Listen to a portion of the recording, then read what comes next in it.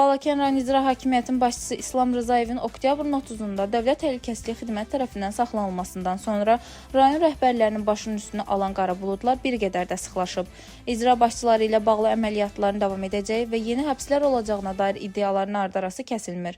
Qaradağ rayon İcra Hakimiyyəti başçısının müavini Nadir Muradovun və daha bir neçə vəzifəli şəxsin noyabrın 1-də saxlanılmasından sonra ehtimallar bir qədər də qüvvətlənib. Bölgə TV-nin məlumatına görə dünəndən etibarən kənd rayonlarına rəhbərlik edən məmurlara bir sıra məhdudiyyətlər tətbiq edilib. Onların çalışdıqları rayonları icazə tərk etməsi qadağan olunub. Xatırladaq ki, kənd rayonlarına rəhbərlik edən icra başçılarının əksəriyyəti Bakıda yaşayır.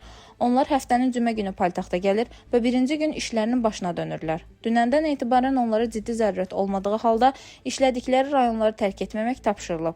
Bu isə o deməkdir ki, hüquq mühafizə orqanları tərəfindən fəaliyyətində ciddi qanunsuzluqlara yol verən, vəzifə səlahiyyətlərindən sui-istifadə edən, rüşvət və korrupsiya ilə məşğul olan məmurların qapısı həftənin bütün günləri döyülə bilər. Dilbər Vüqar qızı, Bölgə TV.